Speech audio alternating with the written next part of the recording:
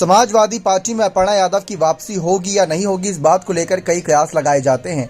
कयास तब ज्यादा चर्चाओं के बाजार में गर्म थे जब चाचा शिवपाल ने अखिलेश का हाथ थामते हुए साफ कहा था कि अब मरते दम तक समाजवादी पार्टी का हिस्सा रहेंगे और जो भी फैसला अखिलेश यादव लेंगे वो फैसला स्वीकार रहेगा और उसी फैसले के सहारे आगे बढ़ा जाएगा। तो ये सारी तमाम चर्चाएं, इन सब बातों को लेकर तमाम कयासों के बाजार में यहाँ पर लगाई जा रही थी। लेकिन इसी के साथ साथ तमाम बातें ये भी निकलकर सामने आई कि अपर्णा यादव को अभी तक तो बीजेपी ने कोई जिम्मेदारी नहीं दी, क्योंकि एक पार्टी बने रहने का फैसला तब तक सही रहता है जब तक बीजेपी या फिर कोई बड़ी पार्टी अपने ही किसी नेता को कोई जिम्मेदारी दे देती है। लेकिन अपर्णा को तो खैर अभी तक कोई जिम्मेदारी नहीं मिली, इसी वजह से चर्चाएं ज्यादा रहती हैं। लेकिन अपर्णा यादव का समाजवादी पार्टी में वापसी पर आखिरी फैसला भी जान ले तो ये फैसला उन्होंने अपने एक बयान के जरिए साफ कर दिया था कि आने वाले वक्त तक देखा जाए तो सब्र बहुत रखेंगी। ये बात उनको पता है कि सब्र रखना होगा, बड़ी पार्टी है, राष्ट्रीय पार्टी है और ऐसे में इस पार्टी में जिम्मेदारी मिलना थोड़ा मुश्किल रहेगा, लेकिन जब जिम्मेदारी मिलेगी तो बड़ी जिम्मेदारी मिलेगी।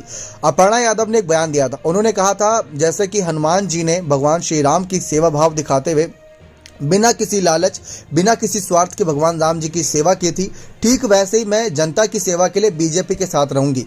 मेरे को लालच नहीं है किसी पद का, अगर पद मिला तो भी ठीक, नहीं मिला तो भी मैं जनता की सेवा करती रहूंगी और वैसे तो मेरा काम अच्छा है तो बीजेपी पर मुझे भरोसा है कि वो मुझे जिम्मेदारी देंगी।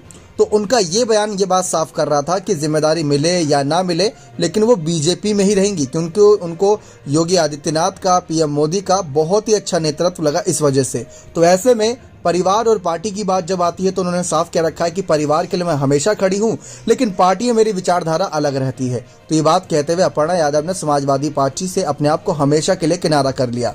कई सारे नेता ऐसे रहे जो पहले बीजेपी में थे, वापस समाजवादी पार्टी में आए। कई सारे ऐसे नेता थे जो प्रसपा में थे, फिर बीजेपी में गए, फिर समाजवादी पार्टी में आए। कई सारे ऐसे नेता, कईयों की गिनती है, लेकिन इन सब के बीच अपर्णा यादव एक नाम शामिल होगा या नहीं, चर्चा इस बात की भी थी। खैर ये सारी चर्चाएं अब चर्चाओं के तौर पर ही रह गई, लेकिन अपर्णा की वापसी शायद ही हम समाजवादी पार्टी में कभी देखें। उनका ये आखिरी फैसला है। आप अपनी राय इस मामले पर जोड़ दीजिएगा। बहुत बहुत धन्यवाद।